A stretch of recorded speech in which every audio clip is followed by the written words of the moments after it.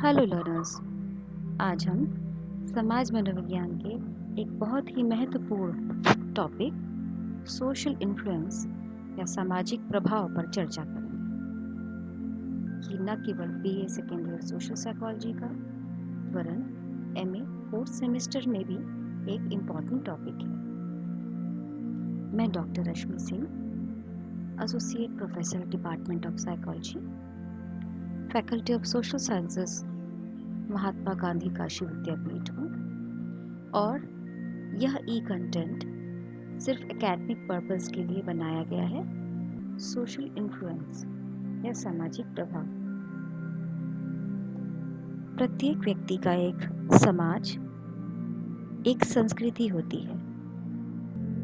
वह अपनी आवश्यकताओं की पूर्ति के लिए समाज में अलग अलग समूहों की सदस्यता प्राप्त करता है और वहाँ पर अलग अलग प्रकार का व्यवहार करता है।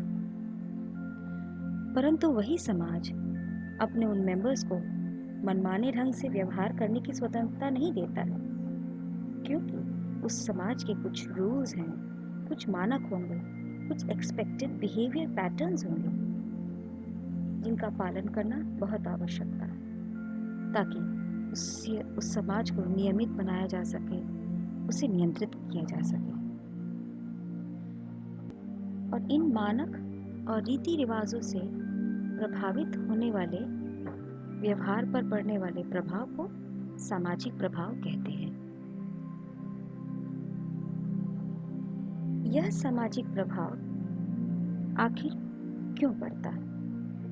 इसका एकमात्र उत्तर है समूह दबाव। सामाजिक प्रभाव और समूह दबाव मनुष्य के सामाजिक जीवन का एक मूल तथ्य है। हमारे दैनिक जीवन में दूसरों के साथ किए जाने वाले सामाजिक अंतःक्रिया का एक अभिन्न अंग है।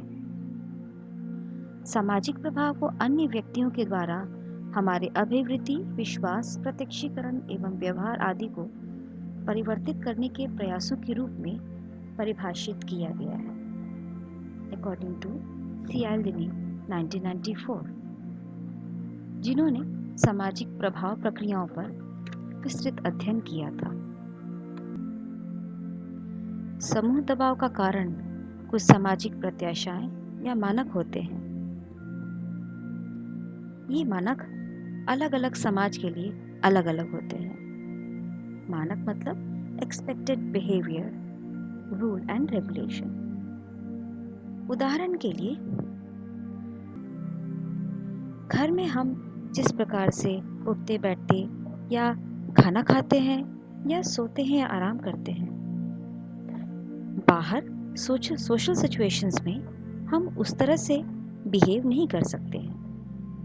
यदि आपको भूख लगी हो तो भी आप कहीं भी किसी भी प्रकार से भोजन करना प्रारंभ नहीं कर देते। ये समूह दबाव अनेक होते हैं। ये मानक प्रकट भी हो सकते हैं, अर्थात एक्सप्लिसिट। एक्सप्लिसिट का मतलब ये रिटर्न होंगे, डिटेल हो सकते हैं, प्रिसाइज हो सकते हैं, पिक्यूलियर हो सकते हैं। फॉर एग्जाम्पल, स्टूडेंट्स के लिए अलग रूल्स, टीचर्स के लिए अलग रूल्स, डॉक्टर्स के लिए अलग रूल्स, इनमेट्स के लिए अलग रूल्स, विजिटर्स के लिए अलग रूल्स, जो कि स्पष्ट होते हैं, लिखित होते हैं और सबको ज्ञात होते हैं। वहीं कुछ मानक अप्रकट होते हैं या जिन्हें अंतर्निहित भी कहते हैं, implicit norms. Implicit norms are absolute and unspoken rules which are not very clear, but they are there. उदाहरण के लिए, किसी वैवाहिक फंक्शन में किस प्रकार से वस्त्र पहन के आना चाहिए या किसी सामाजिक पार्टी में किस प्रकार से बात करना चाहिए या फिर सड़क पर किस प्रकार से चलना चाहिए, ये आपको हर जगह लिखा हुआ या बताया नहीं जाता है। ये हमें ज्ञात होते हैं, ये दिखते नहीं पर फिर भी मौजूद होते हैं। Regardless of whether the social norms are explicit or implicit, one fact is clear: most people obey them most of the time. अर्थात अधिकांश व्यक्ति अधिकांशतः मानकों का अनुपालन करते हैं। ड्यूट्स तथा गेरार्ड 1955 ने समूह दबाव के कारण व्यक्ति पर पड़ने वाले सोशल प्रेशर या दबाव को दो प्रकार से विभाजित किया: आदर्शी सामाजिक प्रभाव, नॉर्मेटिव सोशल इन्फ्लुएंस, और सूचनात्मक सामाजिक प्रभाव, इंफॉर्मेशनल सोशल इन्फ्लुएंस। आदर्शी सामाजिक प्रभाव का संबंध समूह या समाज के मानकों से होता है। व्यक्ति में इस ढंग का प्रभाव इसलिए पड़ता है क्योंकि एक व्यक्ति हमेशा यही कोशिश करता है कि वह समाज में जिस ग्रुप का मेंबर हो उस ग्रुप के बाकी सदस्यों के जैसा ही व्यवहार करे, जिससे कि वह उस समूह का एक्सेप्टेड मेंबर बना रहे, अन्य व्यक्तियों के द्वारा पसंद किया जाए। पसंद ना भी किया जाए तो एटलीस्ट नापसंद तो ना किया जाए, और अन्य व्यक्तियों के व्यवहार के समान उनका व्यवहार भी मेल खाता हुआ हो। कई बार नॉर्मेटिव सोशल इन्फ्लुएंस इसलिए भी पड़ता है क्योंकि यदि व्यक्ति अपने समूह के अनुसार अनुरूपी व्यवहार प्रदर्शित नहीं करता है तो उसे पुरस्कार से वंचित होना पड़ सकता है या दंड का भी भागी हो सकता है। नॉर्मेटिव इन्फ्लुएंस के अलावा सामाजिक प्रभाव इंफॉर्मेटिव भी हो सकता है, अर्थात सूचनात्मक सामाजिक प्रभाव का संबंध समूह के अन्य व्यक्तियों द्वारा दी जाने वाली सूचनाओं से होता है। इस प्रकार का प्रभाव इसलिए महत्वपूर्ण है क्योंकि कई बार किसी नए या अनजाने परिस्थिति में आकर व्यक्ति को यह ज्ञात नहीं होता है कि वहाँ पर किस प्रकार का व्यवहार करना चाहिए, किस प्रकार से वहाँ उपस्थित समस्याओं का समाधान किया जाए।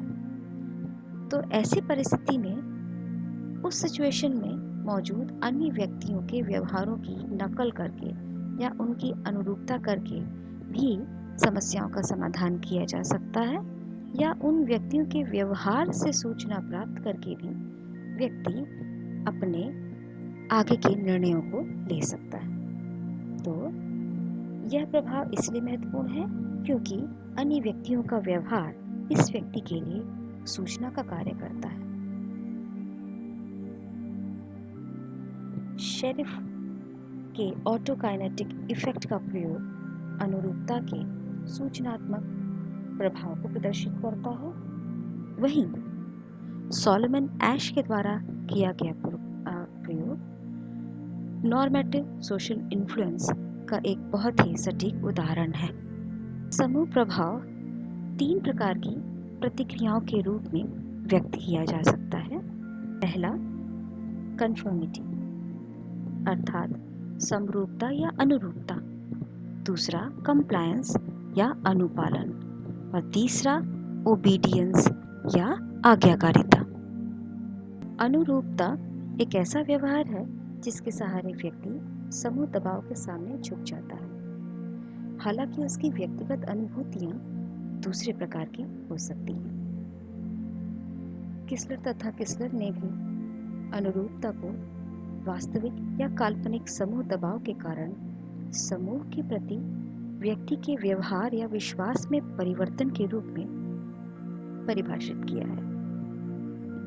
उदाहरण के लिए, यदि किसी व्यक्ति को देर भी हो रहा हो परंतु वह देखता है कि सभी लोग सीढ़ी पर धीरे धीरे लाइन से जा रहे हैं, तो ऐसी परिस्थिति में वो भी उसी प्रकार से सीढ़ियों पर से गुजरता है। इसे अनुरूपता कहते हैं। कंप्लायंस यानी अनुपालन। अनुपालन का मतलब यह है कि एक व्यक्ति सामने से किसी दूसरे व्यक्ति को जब किसी खास प्रकार से व्यवहार करने के लिए आग्रह या रिक्वेस्ट करता है और पहला व्यक्ति उस रिक्वेस्ट में कहे गए दिशा में अपने व्यवहार को परिवर्तित कर लेता है, तो यह कंप्लायंस है।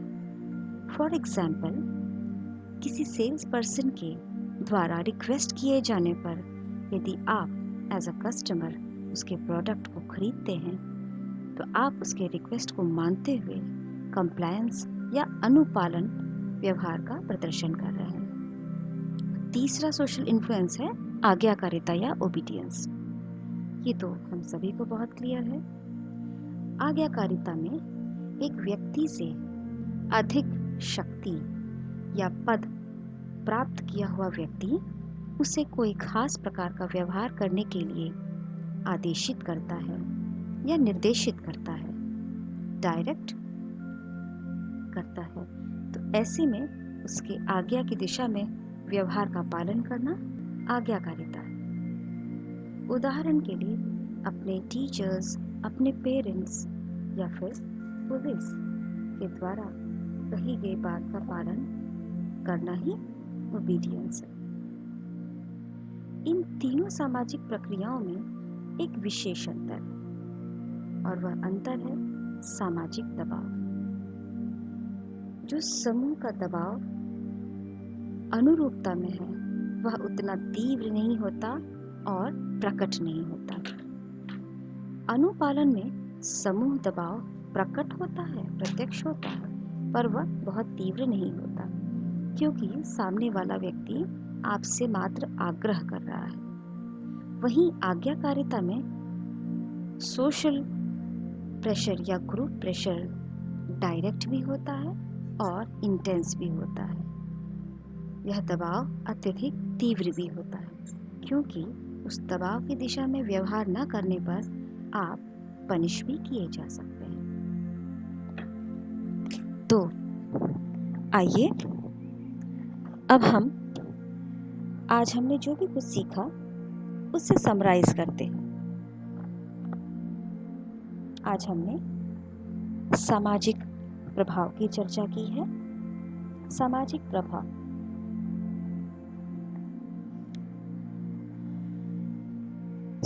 प्रभाव समाज मनोविज्ञान का एक महत्वपूर्ण कार्य क्षेत्र है। यह एक ऐसी प्रक्रिया है जिसमें किसी एक व्यक्ति के व्यवहार, भावनाओं, मनोवृत्तियों में परिवर्तन दूसरे व्यक्तियों द्वारा कहे या बताए गए दिशा के फलस्वरूप होता है। सामाजिक प्रभाव स्पष्ट या छिपा हुआ भी हो सकता है, चेतन या अचेतन भी हो सकता है, औपचारिक या अनौपचारिक भी हो सकता है। आधुनिक समाज मनोवैज्ञानिकों ने मूल रूप से 3 प्रकार के सामाजिक प्रभावों को महत्वपूर्ण बताया है: अनुरूपता, अनुपालन एवं आज्ञाकारिता। अनुरूपता में सामाजिक प्रभाव प्रत्यक्ष होता है। यहाँ किसी भी व्यक्ति का व्यवहार सामाजिक मानकों द्वारा सीधे सीधे या अप्रत्यक्ष रूप से प्रभावित हो सकता है।